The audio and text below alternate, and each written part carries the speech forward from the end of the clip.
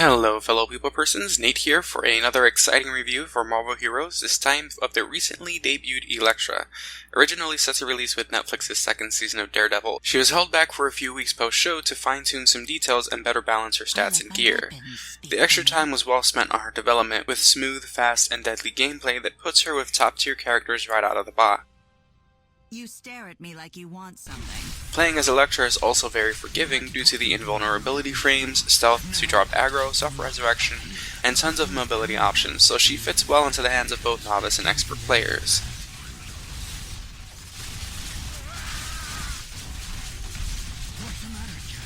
In the comics, Elektra is a very complex character that toes the line between good and evil.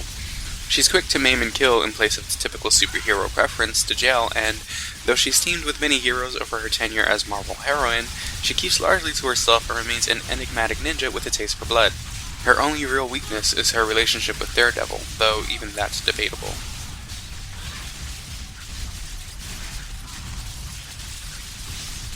In Marvel Heroes, her gameplay pulls from her history as a trained ninja and assassin for hire.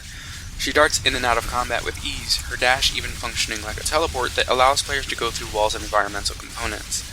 She has multiple execute skills, both of which instantly kill any enemy not a boss, which is very helpful in endgame content like raids in Age of Ultron. She even has some to her useful, albeit limited, mental abilities with her Silent Scream, an unresistible stun ability when used in conjunction with her unique enemy marking. Beyond the extremely useful stun, which can be used to interrupt enemies charging up dangerous skills, the mental damage component also opens up Elektra's gear to hybrid builds that stack bonuses from multiple damage types. While this isn't necessary for a player to excel with Elektra, it has the potential to greatly increase her already impressive single target damage.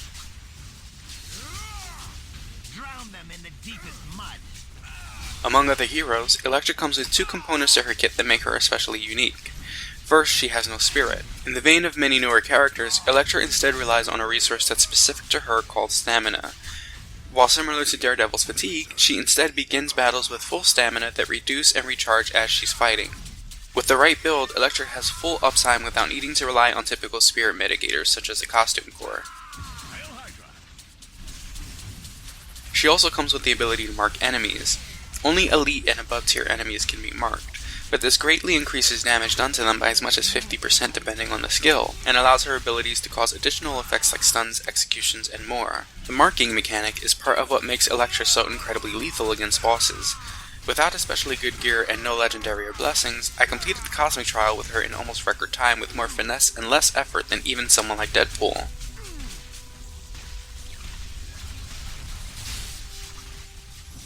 Elektra's first tree is Staff and Sigh, and carries most of her close-range abilities including a Bleed, one of her executes, and arguably her best method of applying mark to enemies, Shadow Strike. Shadow Strike is a crash-down move, which already gives it the added benefit of temporary relief from enemy barrages, but also marks all relevant enemies in a wide area. Shadow Strike combines well with a channeled skill in her second tree called Cut a Swath, and lets her take down groups of elite and champion enemies quickly and efficiently while remaining mobile to avoid taking damage herself. Also in her first tree is her signature ability, Not Even the Stars. While not an especially original skill, the invulnerability offered for the duration of the animation is helpful in danger room content. It also completes fairly quickly, so Elektra isn't rooted for too long a time.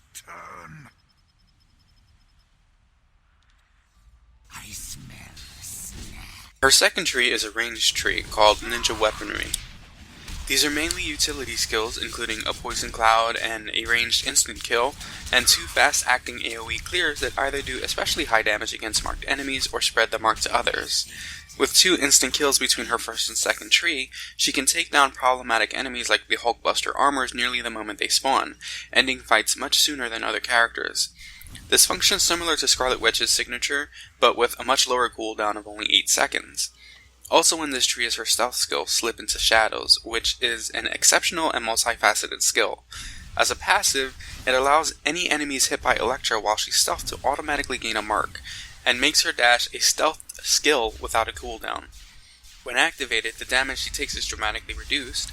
She goes invisible for about 5 seconds of unbreakable stealth, and gains an insane amount of base, crit, and brutal damage rating.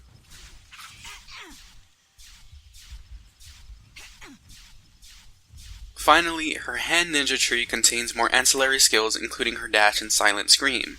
Her defense and offensive passives are here as well, focusing on dodge and deflection in high enough amounts that Omega nodes like Blob work very well for her, sacrificing some of the dodge to make up for her lack of defense. Her defensive passive, Hyper Awareness, also decreases her incoming damage by a flat rate of 8%, and regenerates her health by a significant amount on hit.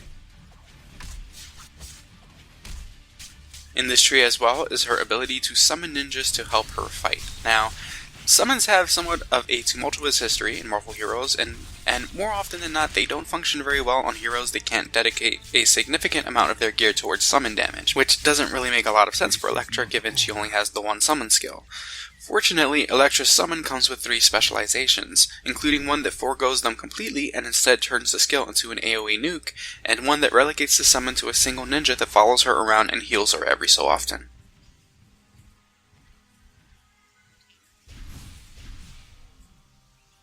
Last up is Elektra's ultimate, Dance of Death. Now, this is a skill I admit I have a little bit of disappointment in.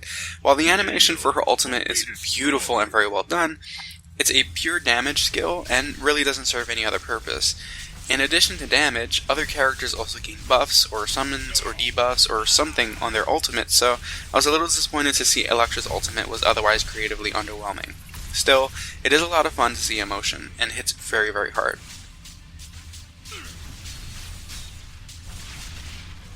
And that's it for this review of Marvel Heroes' Elektra. Be sure to subscribe for more and let me know in the comments what you think of the game.